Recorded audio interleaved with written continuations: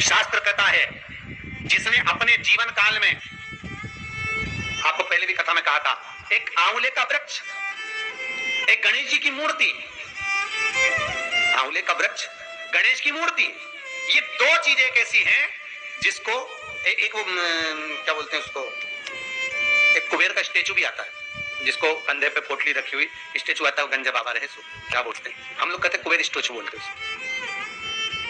ये भी गिफ्ट में नहीं दिया जाता महाराज।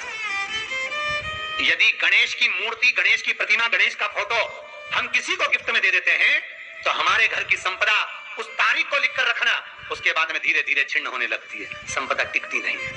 1 रुपया कमाओगे, 1.25 रुपया खर्च हो। और घर के हर जगह पर गणेश जी की मूर्ति नहीं लगाना चाहिए, घर का फोटो, गणेश जी का फोटो हर जगह पर नहीं लगाना। जहां पूजन करते हो वहां लगा लो, जहां स्मरण करते हो वहां लगा लो, चल जाएगा। पर सारे घर में ना जाने कौन कौन सी दिशा में, और यहां तक कई लोग साल भर गणेश जी रखते हैं, तो उनसे भी निवेदन है साल भर गणेश जी रखो, मना नहीं है, पर गणेश जी रखना कौन सी दिशा में चाहिए उसका भी शास्त्र प्रमाण वर्णन करता है महाराज, उसका भी शास्त्र प्रमाण महाराज। लाते समय गणेश जी का मुख आपकी ओर हो। कल से एक नियम लेना, शमी के वृक्ष की पत्ती, जैसे ये बेलपत्र होता है, शिव को और गणेश को बेलपत्र, शमी पत्र समर्पित होता है। आपको कथा में वर्णन किया था 33 कोटि देवताओं को भले बेलपत्र नहीं चढ़ेगा, पर 33 कोटि देवताओं को शमी पत्र चढ़ता है, और उसमें एक गणेश जी महाराज और एक बाबा भोलेनाथ, इन दोनों को शमी समर्पित होता है, शमी पत्र समर्पित होता है महाराज। कथा में पहले भी वर्णन किया, आज फिर आपको, ये शिवलिंग है, समझ लेना बहुत अच्छे से, जो आपको करना है रिद्धि सिद्धि पाने के लिए, संपदा को बढ़ाने के लिए, ये शिवलिंग है, ठीक है। ये गोल जलाधारी है, ये चरण से जल नीचे गिरता है। शंकर जी का पूरा परिवार शिवलिंग के आसपास में है।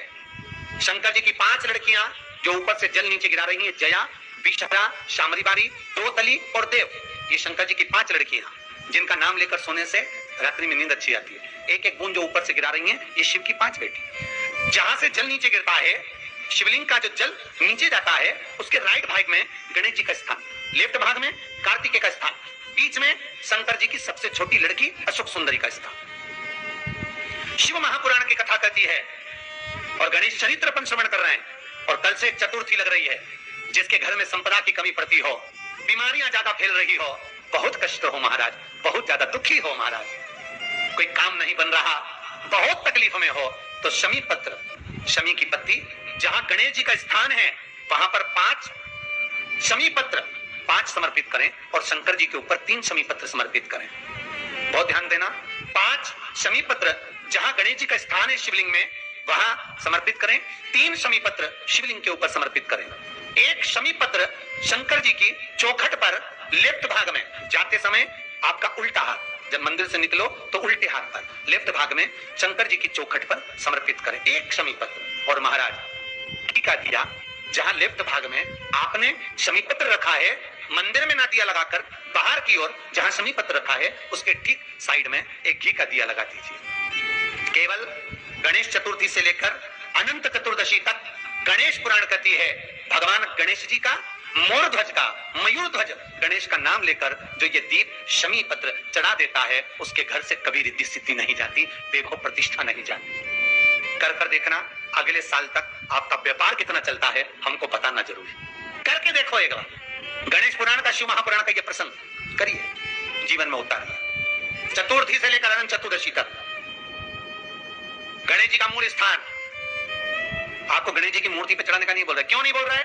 क्योंकि गणेश जी की आप प्रतिष्ठा करोगे तो वो टेम्परेरी है, 10 दिन के लिए कर दिया, फिर वापस विसर्जन कर दिया। पर जहां शंकर मंदिर में बैठ गए, शिवलिंग स्थापित हो गया, वहां ना जाने कितने समय से शंकर की आराधना हो रही है, वहां गणेश जी सदा विराजमान है, सदा आराधना।